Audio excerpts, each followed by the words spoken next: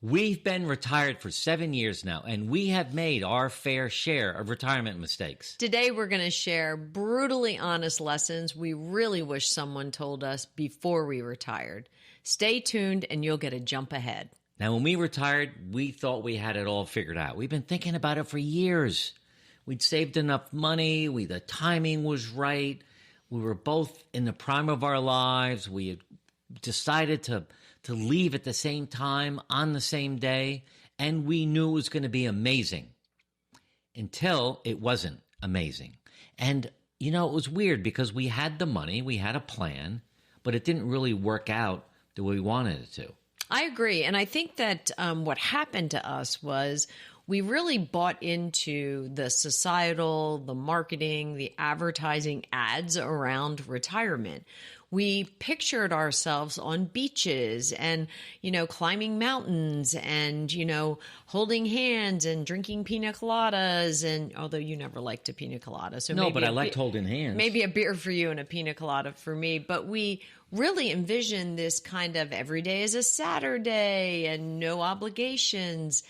And we found that really fell flat and hit us hard. And that's the first point we want to talk about is retirement is not an endless vacation.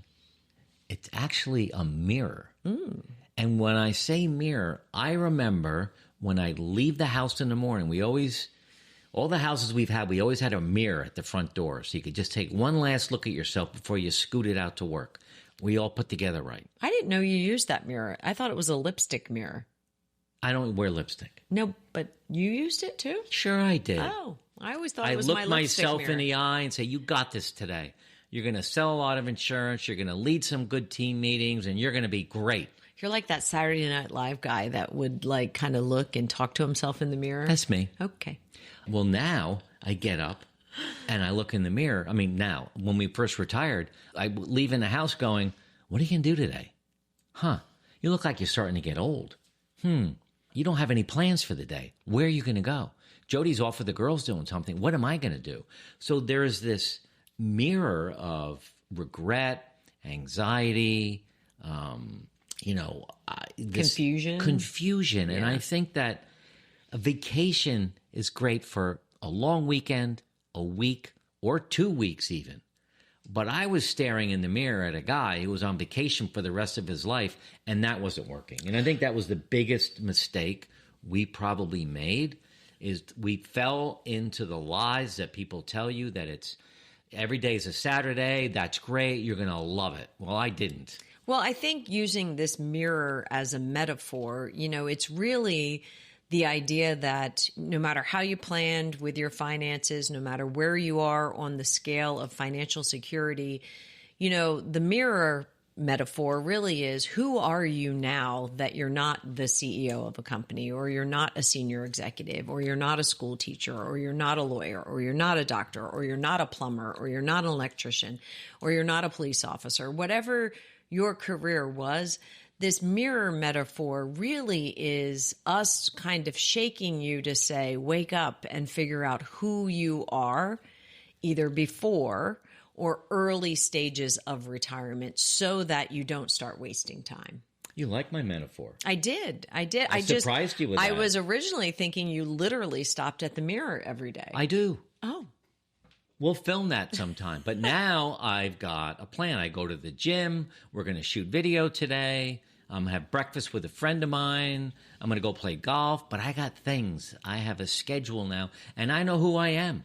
I'm different than I was. I'm no longer Mark Rollins, the CEO of the Rollins Agency. Right. That was 8 years ago, 7 years ago. Right. So I do find this really helpful. By the way, the first link below is a free download, 6 steps to kickstart your retirement. So watch that next. Download that. Don't watch it. Download it and read it. It's really a helpful tool to get you jumpstart in your retirement. The second point we wanted to talk about today really hits home with me, and it is that health is the currency of retirement. It's not actually your financial statements, your investment accounts, your portfolio, or what's happening in the stock market. Your health is the currency of your retirement. We made a lot of mistakes in the beginning of our retirement, not focusing in on our health and wellness, and literally thinking we were on a perpetual vacation. And I'm a big fan of vacation. I'm a big fan of beach vacations. I'm a big fan of an Aperol Spritz every now and then. But you can't do that every day in your life and expect to keep this currency of health at a level that you need. So if you're retired or thinking of retirement, I'm quite confident that you're looking at your finances and you've got a financial planner, hopefully. If not, you kind of have a sense on how much money you have, how much you can spend, and maybe how long it'll last. Okay, but what about your health? Do you spend any time looking at that as a piece of currency? Probably not, or maybe not, but here's what you need to do. First of all, you need to assess where you are right now. So you need to see all your doctors, your GP, if you have heart issues, your heart doctor, your dentist, maybe you need a therapist, whatever. You've got to have all of your ducks in a row to figure out, where am I at now? And then you need to build a plan around getting healthier. There's a lot of talk now about lifespan. So 100 years ago, if you were born for a male, your life expectation was 45. Today, I think it's 80. 10 years from now, it could be 100. 50% of babies born today are going to live to be 100. So lifespan is continual. What about health span? That's the quality of life that you live, particularly near the end of your life, the last 10 years. And the only way you're going to have health span is by starting with the doctor and then doing an assessment and figure out what you need to work on. Well, I think, under this idea that health is your currency, I think you need to think, if you have all the money and all the time and all the freedom in the world, but you don't have your health, those three things don't matter anymore. You need to take control of your health and wellness. It should be your single greatest priority in retirement, because, money's not going to buy you out of a deep-hearted sickness. We've got, a son with stage 4 colon cancer, and all the money in the world can't buy him out of cancer. So what we're saying to you today is that you need to own that. You need to own your health and wellness. I was out walking the other night. Mark was out of town, and I ran into a neighbor who had just done a New York City race. And she said to me, "Oh my gosh, I have realized I really need to get myself moving. I really need to get into better shape." And I was so touched by her sincerity around what she needed to do to get herself into better shape in the coming years. So instead of thinking about how much money you have, start thinking about what your health looks like. But the next thing to talk about really has to do with money again, is that money is not going to buy you meaning. Now, money will buy you stuff and things, and there will be some short-lived happiness when you buy stuff and things, but it's not going to buy you meaning. Meaning and purpose were what you had during your career, when you were raising your kids, when you were maybe volunteering or coaching Little League, whatever it was, that gave you meaning beyond just living through your day. Money is not going to buy that for you in this stage of life. And I think it's important to note that, money can't really even stop boredom, right? It can help you find yourself in different places to regenerate your excitement. But you have to do that. The person has to do that. The money can't really do that. The money can help you open the doors, but it really can't do that. It also can't prevent disconnection from key relationships. All the money in the world can't, bring that old friend back, or can't bring one of your children back into your space. You need to do that. And, we're in the middle of a 8-week masterclass, first time we've ever run it this fall. And it's interesting to hear how people are responding to this idea that, retirement is on you. I mean, you are making choices. So money won't buy you meaning. It won't buy you relationships. It won't buy you health. It won't buy you wellness. It might buy you excitement. I can get front row seats to my best concert in the world. Short-lived. There is a particular person in our masterclass who's been a teacher for 38 years. And we find this a lot with teachers. If you spent your career as a teacher, you're really good at that, right? The older you get, the better you get at it and the more demand. You know, if you look at colleges, the older teachers have better grades, better reports, better reviews.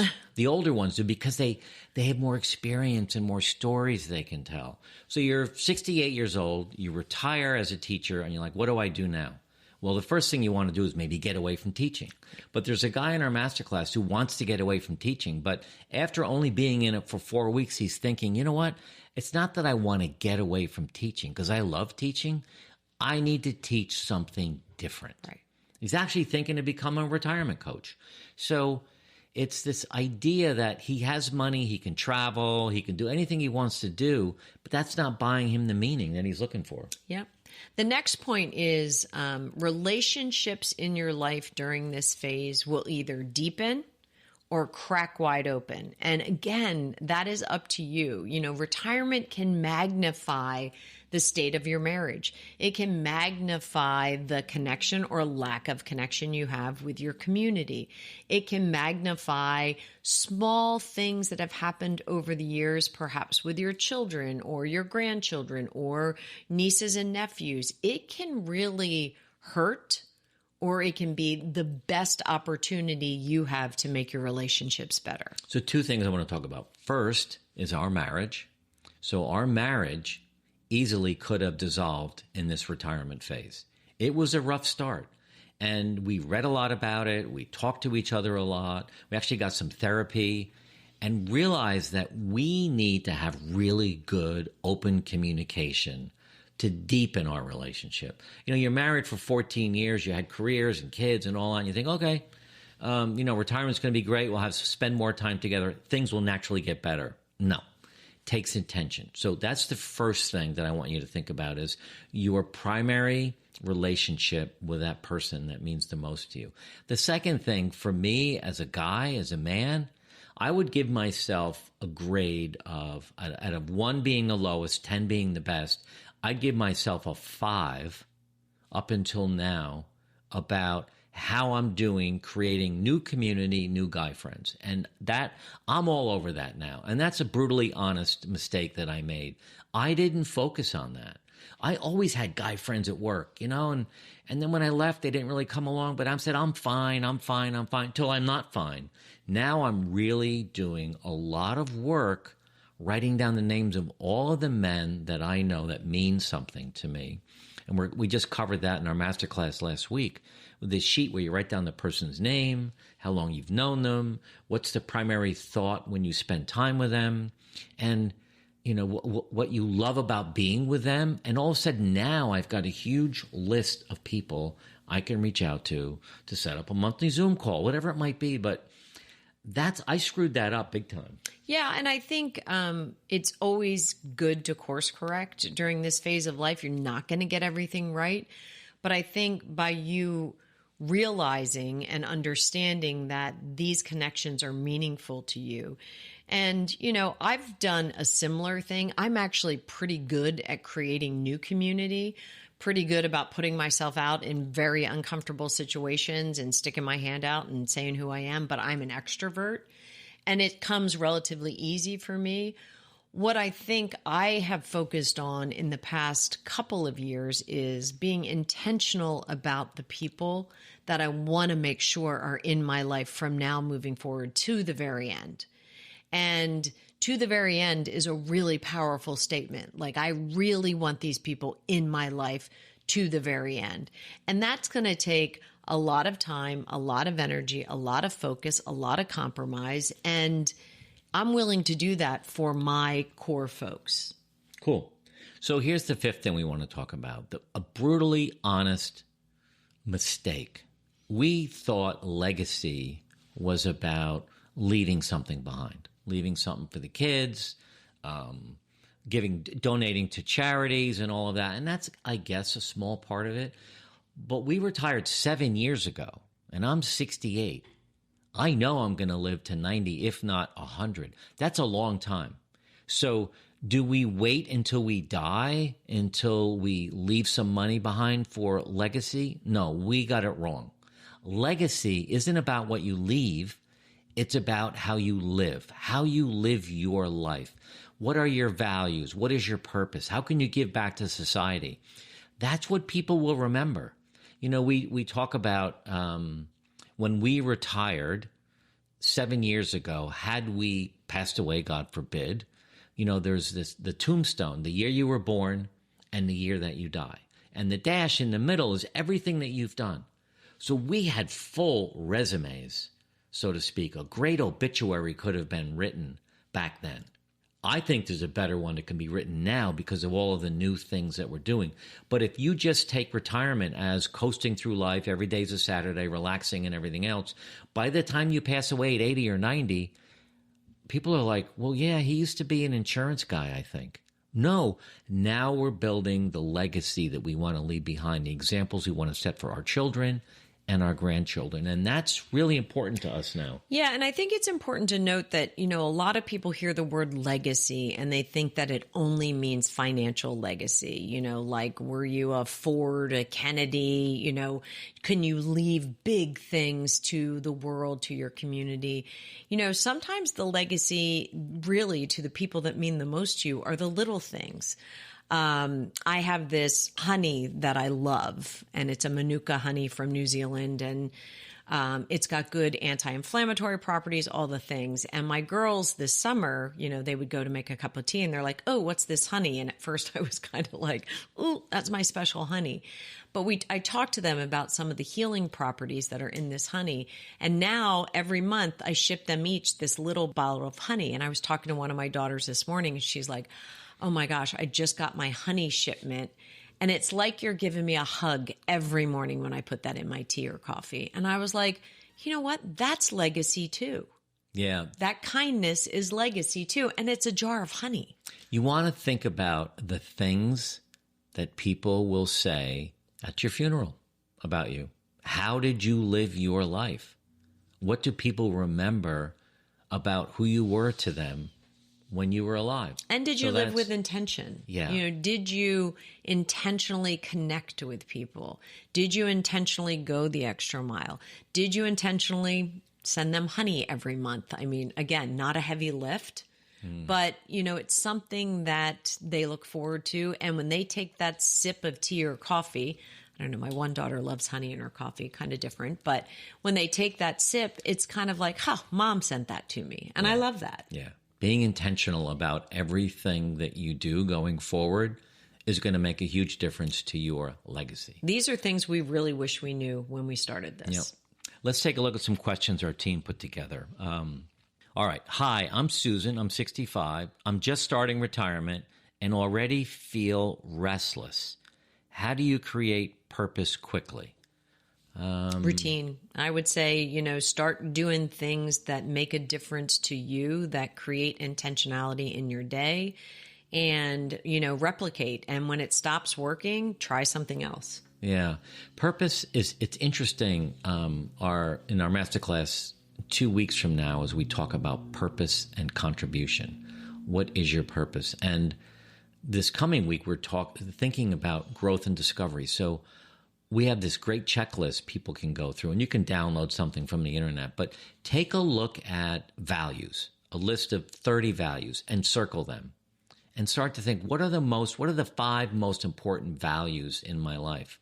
And then think about a group of people that you think you really care about, seniors, kids, whatever, and find an organization. Doesn't only have to be people. Could be a animals. disease, animals, animals, disease. But start thinking about connecting with an organization that serves that community. And maybe you answer the phone for them. You volunteer in a way. It could be simple, but just to give you a reason to get up in the morning, to get out of bed, and to maybe get in the car or jump on your computer and do some extra work. That's great. Okay. This is George.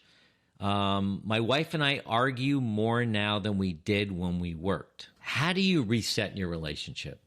You know, what happened to us, I believe, is that when we retired and slipped into this bad habit of not really structure or anything else, the magnifying glass came out. Like, Jody, why are you doing things this way? Well, why don't you do it this way? And you'd say the same thing about me. And all of a sudden now we're picking on each other because we're finding fault, probably because we're spending too much time paying attention to what the other person's doing versus minding our own business and having some purpose and value in the world. And if you are arguing with your spouse a lot more, then it's a good time to kind of reset, sit down one day and say, hey, let's talk about our life together. Let's talk about the 5 things we love about each other and focus on that. And I would say we introduced into our life the Love Language book by Gary Chapman. Oh, yeah. And, we were both doers. So, during your career, if the grocery shopping needs to be done, or the trash needs to go out, or the dog needs to be walked, or the, kids need to be fed, or, all the list of to-dos would kind of pile up, and it was just catch as catch can, just get it done. And we started to look at the love languages and acts of service, where does that fall and what can I do? What's the division of labor in the house now? What's going to be important for us to carve out time. I think when you have so much time with your partner or spouse, you don't carve out intentional time for you to really do stuff that you both love to do. And then conversely, you also need to allow each of you to do things that the other person doesn't want to do, but that, you find joy in. I love going to concerts. I love live music. I love plays. You could ask me to go to anything live, a cricket match down the street, a high school football game that I don't even know the 2 teams, but, I see 2 teams of young athletes playing hard. I love it. Mark doesn't like any of that. No. And so I find an outlet. I find girlfriends, or I find my children, or I, get involved in different community projects where I can do those things on my own and then bring all that energy back into the marriage. So the marriage didn't create the energy, but I went and found it and brought it back. So I think there's a lot you can do, but just because you have more time doesn't mean it's better time. And I think another tool that we use is that we don't limit the time we're together, but we do things together. We have some hobbies together. We go to the gym together, but we also do things on our own. So Jody goes this way and does things with her friends. I go this way and do things with my friend. Then when we come back together, we share what we learned or what we've heard or what we talked about. So finding some time apart from each other is just as important as figuring out how to get along together. Yeah, I agree. Okay. I'm Carol. I'm 67. I saved money, but I feel lonely. How do you rebuild community from scratch? Well, I struggle with that. I just mentioned in this video about how I got that wrong. But start making a list of all the people in your life, old work people, people who mentored you during your career or mentored you years ago, your friends, your acquaintances, your family, and start to make this list. And all of a sudden you'll realize that, I do have some existing friends that I can deepen the relationship. And then like Jody, who's really good at this, you've just got to be intentional about finding new friends, new community, whether it's going to a gym class, whether it's volunteering, whether it's church, some kind of religious group, Bible study, book clubs. You got to put yourself out there. There's a woman in our masterclass right now that she's a vegan. She now is hosting vegan dinners once a week. I think she found people on Facebook maybe in her community. I mean, you could do anything like that, but it takes intention. Well, I also think you have to be to kind of drop this idea that you're afraid to fail. I have a friend who lives about 45 minutes north of here, and Netflix is building a big production center here in New Jersey. And she said, I was an accountant my whole life, and I built a business, and I'm trying to look for things to do. Tomorrow I'm going to Orange Theory for the first time. Gym, I'm going to give it a shot. I don't know how well I'll do. And the other thing I'm going to do is I'm going to apply to be a golf cart driver at the new Netflix facility in New Jersey. And that's awesome. And I said, a golf cart driver. She said, you know what? I don't want to do anything with numbers. I don't want to do a nonprofit's financial. But I like film, and I wouldn't mind driving a star from, cabin 1 to cabin 3. And, they're going to need all these random jobs up there. And she sees it as a real opportunity to try things completely different.